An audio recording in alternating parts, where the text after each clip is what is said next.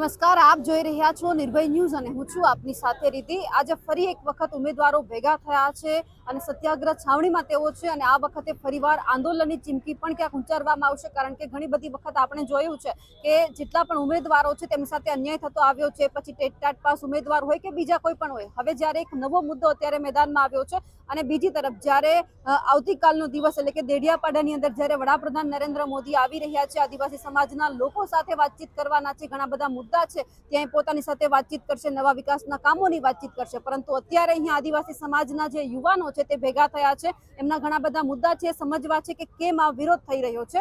મારી સાથે ઘણા બધા લોકો છે, તેમની સાથે વાતચીત કરવી છે। સૌથી પહેલા કિરણ, જે રીતે તમે મુદ્દો લઈને આવ્યા છો, આમનાની તમારે પછી સરકાર પાસે શું માંગ છે? અમારી સરકાર પાસે એક જ માંગ છે કે જે સરકાર દ્વારા પરિપત્ર બહાર પાડવામાં આવે છે 8/5/2023 જેમાં લઘુત્તમ ગુણ 40% અને 60% રાખવામાં આવે છે, તેને દૂર કરવા બાબત કે જેના કારણે અમારા આદિવાસી સમાજની તમામ પરીક્ષાઓમાં સીટો ખાલી રહી જાય છે, જેના કારણે આદિવાસી સમાજનું પ્રતિનિધિત્વ જળવાતું નથી। તો અમારી એક જ માંગ છે કે આ 40% અને 60% દૂર કરવામાં આવે અને ત્યારબાદ જ બધી સીટો ભરવામાં આવે। ત્યારબાદ હમણાં હાલમાં 19 તારીખના રોજ સીસીઈ ગ્રુપ એ અને બી ના ઓર્ડર આપવામાં આવે છે। તો અમારી મુખ્ય માંગણી એ છે કે જ્યાર સુધી સીસીઈમાં 157 જગ્યા જે ખાલી રહી છે તેને સંપૂર્ણ ભરવામાં આવે, ત્યારબાદ ગ્રુપ બીમાં ઓપ્શન આઉટ આપવામાં આવે, ત્યારબાદ જે ખાલી પડી જગ્યા છે આદિવાસી સમાજની ગ્રુપ બીમાં એ ભરવામાં આવે, ત્યારબાદ જ નિમણૂક પત્ર આપવામાં આવે। જો સરકાર દ્વારા અમારી માંગણી સ્વીકારવામાં નહીં આવે તો આવનાર સમયમાં જે તાલુકા પંચાયત અને જિલ્લા પંચાયતની ચૂંટણી આવી રહી છે તેમાં સમગ્ર યુવાનો શિક્ષિત છે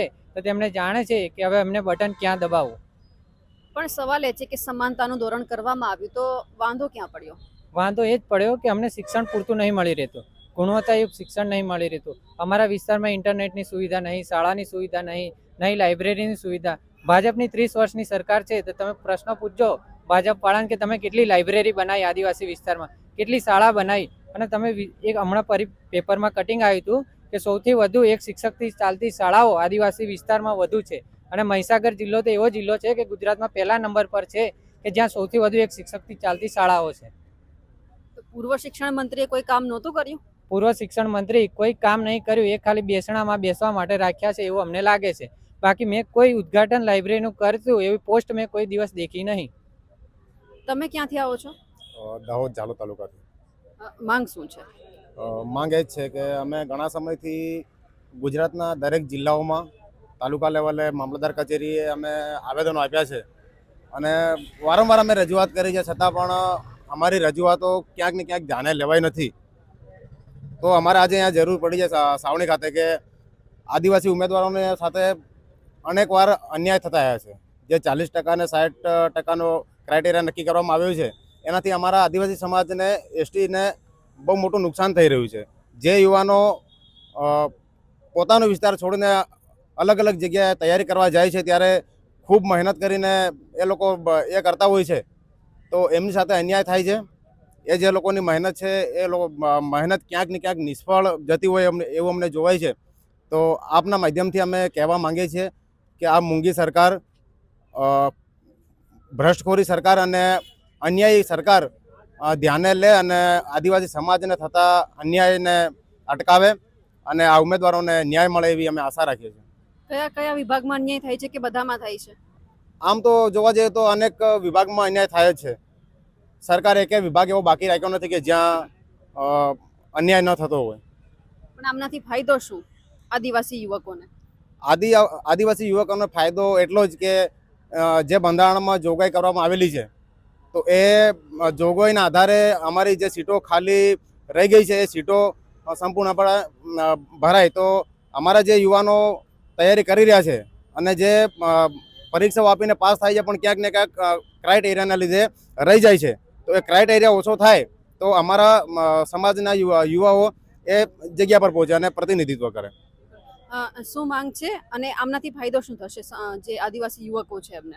આદિવાસી યુવકોને એટલો જ ફાયદો થશે કે જે લાયકાઈ આર્ટ છે ને તે 40% અને 60% કરવાથી આદિવાસી યુવકો સિલેક્ટ થતા નથી અને નોકરીથી વંચિત રહી જાય છે।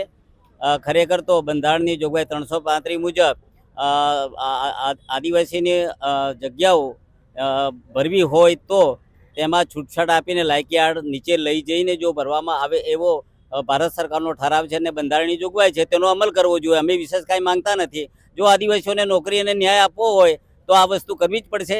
આ બાબતે લાયકી આડ ઓછો કરવા માટે અમે સરકારશ્રીને વારંવાર મુલાકાત લીધી, પણ આપે હમણાં કીધું તેમ એ વખતના મંત્રી શ્રી આદિજાતિ અને શિક્ષણ મંત્રી કુબેરભાઈ ડિંડોર સાહેબ બિલકુલ આદિવાસીઓના પ્રશ્નોમાં રસ જ નહોતા લેતા. અને બીજા પણ જે નવા આવ્યા છે નરેશભાઈ પટેલનો પણ ભૂતકાળમાં રહી ચૂકેલા છે. નરેશભાઈ પટેલનો પણ સ્વભાવ કુબેરભાઈ ડિંડોર જેવો જ છે. હંમેશા અમારી અવગણના કરે છે, અમારા અવાજને દબાવવાની કોશિશ કરે છે. આના કારણે ગુજરાતમાં આદિવાસીઓનો મોટો અસંતોષ થયો છે અને અસંતોષ વ્યક્ત કરવા માટે આજે અમારે અહીંયા લડતનો આશરો લેવો પડ્યો છે. અને અમે આહવાન કરીશું ગુજરાતના તમામ આદિવાસીઓને કે હવે અમે ઘણું સહન કર્યું છે અને એના પ્રેરણા અત્યાચારને અન્યાયને સહન ન કરવાના સામેનો અવાજ ઉઠાવનાર બિરસા મુંડા ભગવાનની જન્મ જયંતિથી જ અમે આ શરૂઆત કરવાના છીએ. અને જો સરકાર અમને જો માનવ તરીકે જો વિચારતી હોય અને સરકાર અધિકારો અને બંધારણીય અધિકારોની સાવચેતી રાખી અને સાચવવા માંગતી હોય તો લાયકી આડ છે. એ સિવાયની ઘણી અમારી અન્ય માંગણીઓ છે. એ સરકારે અમને અમારી સાથે મિટિંગો કરી અને વ્યાજબી ન્યાય આપવો પડશે. પણ સરકાર જ્યારે કુબેરભાઈ ડિંડોર સાહેબ હતા ત્યારે આદિવાસીઓ જોડે ક્યારે અમારી બોલાયા નહોતા કે મિટિંગ બી નથી કરી. સરકારના અધિકારીઓ હોય, સચિવો હોય કે બીજા ખાતાના વડાઓ હોય, એ લોકો જોડે અમારી મિટિંગ કરવામાં આવે તો અમારો જે અવાજ છે એનું યોગ્ય નિરાકરણ થઈ શકે. આ સંદેશો અમે માન્ય વડાપ્રધાન સાહેબને મોકલવા માંગીએ છીએ. આજના પણ મંત્રીઓ જે નવા ચૂંટાયા છે મૂકવામાં આવ્યા છે એ પણ એમને અનુસરે એવા જ છે. અને આ અમારા પ્રત્યે સહાનુભૂતિ તો ઠીક છે, પણ અમારા બંધારણીય અધિકારો માટે સરકારે આ જોવું જ પડશે, ને તો આનું પરિણામ એમને ભોગવવાનું રહેશે. જય જોહાર, જય ભીમ. પણ સાથે તો સવાલ એ છે કે ભાજપ અત્યારે જનજાતીય ગૌરવ યાત્રા શરૂ કરી છે. અહીંયા આદિવાસી યુવકો ન્યાય માંગી રહ્યા છે. ભલે સરકારે કીધું છે, સરકારે એ પણ કીધું છે કે બિરસા મુંડા ભગવાન છે એ આદિવાસી નથી કરીને એમને અવગણના કરી છે. ખરેખર તો બિરસા મુંડા ભગવાન તો આદિવાસીઓના એ હતા. આદિવાસીઓને નહીં જ એ આખા દેશના પ્રેરણાથી લડવાયા છે અને આ દેશની આઝાદી માટે એમને શહીદી વહોરી છે. હવે સરકાર એ બતાવવા જ માંગે છે કે આદિવાસીઓ તો હવે આવું કહી અને ભરમાવીશું, પણ આદિવાસીઓ હવે જાગૃત થઈ ગયા, એજ્યુકેટેડ થયા છે, એટલે એમની યાત્રાઓ સફળ ન થશે. વહેલામાં વહેલી તકે અમારી સાથે, અમારા સમાજ સાથે, અમારા સમાજના તમામ ધારાસભ્યો અને સંસદ સભ્યોની સાથે સરકાર મિટિંગ રાખી અને અમારા નેતાઓ જે લડતના નેતાઓ છે જોડે રાખી અને અમારો અવાજ પહોંચાડે એવી અમારી માંગણી છે. આ બધી બાબતે તમારા સાંસદ કે ધારાસભ્યએ ઉપરી લેવલે રજૂઆત કરી છે મુખ્યમંત્રીને? નહીં, એ તો કોઈ દાડો આવતા જ નથી. ધારાસભ્ય કે સંસદ સભ્યો અમારી માંગોને વાચા આપવા માટે ક્યારે આવ્યા એવું અમને જોવા મળતું નથી. અને એમને અમે બોલાવીએ છીએ સરકાર સમક્ષ, માન્ય મુખ્યમંત્રી સાહેબ જોડે રજૂઆત કરવાની છે એવી અમે માંગણી કરીએ છીએ, પણ એ તો આવતા જ નથી. એમને માત્ર ને માત્ર ટિકિટ જોઈએ છે, સત્તા જોઈએ છે અને પાર્ટીનું શીશ સાચવવાનું છે. બીજા પણ છે. આ 60-40 નો જે રેશિયો છે એમને નાબૂદ કરવામાં આવે, 10%ની માંગણી છે. આ એક સમજવું છે. એમાં એવું છે કે જ્યારે વિધાનસભાનું ચોમાસું સત્ર શરૂ થયું ત્યારે અમે તમામ 27 ધારાસભ્યો અને 5 સાંસદ સભ્યોને અમે આવેદનપત્ર આપી ચૂક્યા છે. એમાંથી માત્ર છોટાઉદેપુરના સાંસદ જસુ રાઠવાએ મુખ્યમંત્રીને પત્ર લખીને લાયકી ધોરણમાં છૂટછાટ આપવા માટેની રજૂઆત એમને કરી હતી. એના સિવાયના 27 ધારાસભ્ય અને 4 સાંસદ સભ્ય કોઈ પણ પાર્ટીના હોય, કોઈએ રજૂઆત કરી નથી. એટલે ગાંધીનગરમાં આજે યુવાનો અહીંયા ભેગું થવું પડે છે. અને 10% જે છૂટછાટ બંધારણમાં જોગવાઈ પ્રમાણે અનુચ્છેદ 335 મુજબ અને દરેક અલગ ભરતીમાં, આરઆરબીની ભરતીમાં છૂટછાટ આપવામાં આવે છે અને જીપીએસસીની ભરતીમાં પણ 15 ગણા ઉમેદવારો બોલાવી અને એમાં પણ જે તે સીટો ખાલી રહી જતી હોય એને ક્રાઇટેરિયા નીચે લાવીને કરવામાં આવે છે. તો પછી સરકારને ક્યાં વાંધો છે? ગુજરાત સરકારને ક્યાં વાંધો છે? બિહારની અંદર કરવામાં આવે છે, મહારાષ્ટ્રની અંદર કરવામાં આવે છે. અલગ રાજ્યોમાં કેન્દ્ર સરકારની ગાઈડલાઈન પ્રમાણે રાજ્ય સરકાર ફોલો કરતી હોય છે. તો પછી ગુજરાત સરકારને આ નિયમ લાગુ પાડવામાં ક્યાં વાંધો આવે છે? જો અત્યારે એસટી સમાજના જે યુવકો છે મેદાનમાં આવ્યા, હવે 60-40 નાબૂદ કરવામાં આવશે તો કોઈ બીજા સમાજના આવશે કે અમારી સાથે અન્યાય થયો છે? બંધારણમાં જે રીતે દરેક સમાજને અલગ જોગવાઈઓ આપેલી છે કે એસસી સમાજને, એસટી સમાજને, ઓબીસી સમાજને અલગ કે જેટલો પણ ક્રાઇટેરિયા રાખેલો એનાથી નીચે લાવી અનુચ્છેદ 335માં એસસી એસટીને બંનેને જોગવાઈ છે કે જો પૂરતી સીટો ના ભરાતી હોય તો એનો ક્રાઇટેરિયા નીચે લાવી શકે છે. એટલે દરેક સમાજને યોગ્ય પ્રતિનિધિત્વ મળી રહે. એટલે પૂરતી સીટો હજુ સુધી નથી ભરાઈ ક્યારેય? ગ્રુપ એની જ્યારે ભરતી નિમણૂક પત્ર આપવાના છે 19 તારીખે, એની અંદર 247 ટોટલ એસટીની જગ્યા હતી. એમાંથી માત્ર ને માત્ર 90 સીટો ભરાઈ છે. 157 જેટલી સીટો ખાલી રહી જાય છે ગ્રુપ એમાં, અને એના જ કારણોસર ગ્રુપ બીમાં પણ એટલી ને એટલી સીટો ખાલી રહી જવાની સંભાવના છે. એટલે આવી રીતે એસટી સમાજની 300થી વધારે સીટો ખાલી રહી જવાની અમને પૂરેપૂરી સંભાવના દેખાઈ રહી છે. એટલા માટે આજે અમારે મેદાનમાં આવવું પડ્યું છે. એટલે જો આ બધું ભરાઈ જાય તો જેટલા પણ યુવકો મહેનત કરી રહ્યા છે એમને બધું સરભર થઈ જાય છે. હા, એટલે જે તે વિદ્યાર્થીઓ અત્યારે આટલા વર્ષોથી મહેનત કરી રહ્યા છે, 4-5 વર્ષે ભરતી આવતી હોય છે, એમાં યુવાનો 4-5 વર્ષ બગાડી, પૈસા બગાડીને મહેનત કરતા હોય છે. તો એ લોકો જે મહેનત કરે છે એ પ્રમાણે એમને યોગ્ય પ્રતિનિધિત્વ મળી રહે. જો આ માંગ નહીં સ્વીકારાય તો હવે આગળ શું? બસ હમણાં આટલું જ રાખું છું. એટલે ઘણા બધા જે યુવકો છે અહીંયા આવ્યા છે, હા, તેમની સાથે પણ વાતચીત કરીએ. હા દાદા, આ જગ્યાઓ છે એ તમામ સંવર્ગોમાં ખાલી જ રહે છે. 50%થી ભરાતી નથી એસટી કેટેગરી માટે, કેમ કે આનું જે લાયકી આડ છે ને 40 અને 60% કરવાથી આમાં પોલીસ છે, તલાટી મંત્રી છે, ક્લાર્ક છે, આ બધા જ જુદી જુદી કચેરીના જુદા જુદા સંવર્ગમાં આદિવાસીઓની લગભગ 50%થી ઉપર જગ્યાઓ ખાલી રહી ગઈ છે. આ જગ્યા ખાલી રહી જાય તો એમના ઉપર કોઈ બહારથી ઉમેદવાર મૂકવામાં આવે છે? હા, મૂકવામાં આવે છે એ બીજા, અને જ્યારે ઉમેદવાર ઉપલબ્ધ થશે ત્યારે જગ્યા ખાલી કરીને એનાથી ભરી દઈશું. પણ આવી રીતે એ જગ્યાઓ ભરવામાં જ નથી આવતી. 40% અને 60%ના કારણે ભરવામાં નથી આવતી. અને ઘણા ખરામાં એવું થાય છે કે આદિવાસીઓના જે પ્રોબ્લેમ છે, કિરણભાઈએ વાત કરી તેમ, આદિવાસીઓ હંમેશા છે ને એ દૂર જંગલના વિસ્તારોમાં રહે છે અને ત્યાંથી આવી રીતે ત્યાં શિક્ષણની સુવિધાઓ બિલકુલ નથી, ત્યાં લાઇબ્રેરી નથી કે સ્પેશિયલ કોચિંગ ક્લાસ ચલાવવામાં નથી આવતા. અને જો સરકાર તરફથી ચલાવવામાં આવે છે માત્ર ને માત્ર પૈસા ચાવ કરવા માટે જ આવે છે.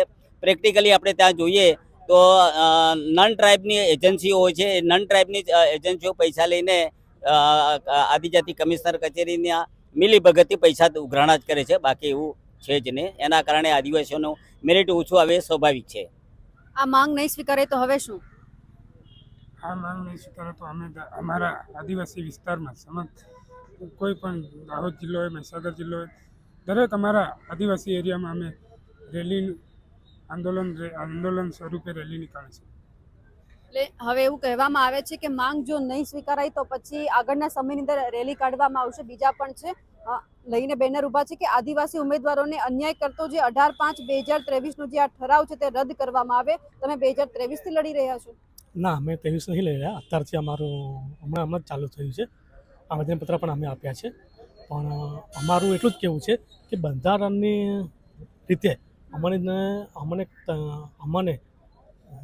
જે કંઈ પણ અમારા જે કંઈ પણ એનો અધિકાર છે એ તંગાડી છે ને એ વસ્તુ મને મળવી જોઈએ. અનુચ્છેદ નંબર 16(4) ક અને અનુચ્છેદ આપણે આ 335ની જે કરી એ મુજબનો અમને આ બાબતે કંઈ પણ કદાચ આ સરકાર વિચારી અને કંઈક અમારું કંઈક વિચારે તો સારું છે. તમે કયા વિસ્તારમાંથી આવો છો? હું અરવલ્લી વિસ્તારમાંથી આવું છું, મેઘરજમાંથી. કોઈ ધારાસભ્ય સાંભળવા વાળું છે? નહીં, ત્યાં કોઈ સાંભળવાળા નહીં. તો માંગ લઈને આવ્યા છો, એક પણ વખત એમને તમે રજૂઆત કરી છે આ બાબતે? હા, રજૂઆત કરી છે પહેલા, પણ સાંભળવામાં નહીં આવી. એટલે જવાબ શું મળે છે ત્યાંથી? જવાબ કોઈ આવતો નથી અને રજૂઆત પણ સાંભળવામાં નહીં આવતી. એટલે આજે તમે રજૂઆત કરવા માટે આવ્યા છો, અહીંયા માંગ નહીં સ્વીકારે તો શું કરવાનું આગળ? ફરી અમે ધરણા લઈને બેસશું, પણ અમારી આ માંગ સ્વીકારવી જોઈએ એમને સરકાર. આ માંગથી ફાયદો કેટલો છે?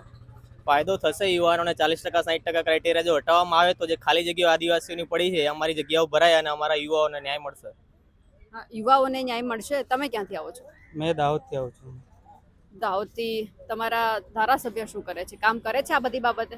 ધારાસભ્ય આ બાબતે કશું કામ કરતા નથી. તો ભ્રષ્ટાચાર કરે છે? ભ્રષ્ટાચાર તો હવે એમાં તો શું કહીએ, પણ એમનું કોઈ અહીંયા અમે આંદોલન કરીએ કેવું હોય તો આવતા નથી અમ જોડે. એટલે ખાલી તમે એકલા જ લડો છો, બરાબર છે. હવે ચલો આ માંગ સ્વીકારી લીધી તો પછી હવે શું? તો મને આમાં ફાયદો થશે. જે યુવાનો છે એમને બધાને ભણતા હોય છે.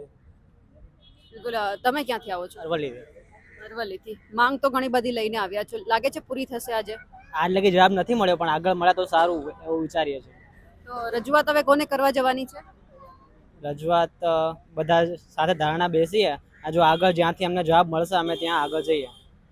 બિલકુલ, એટલે કે વાત કરવામાં આવી છે ધરણાની, અને હવે એ જોવાનું છે કે હવે આગળના સમયમાં શું થાય છે.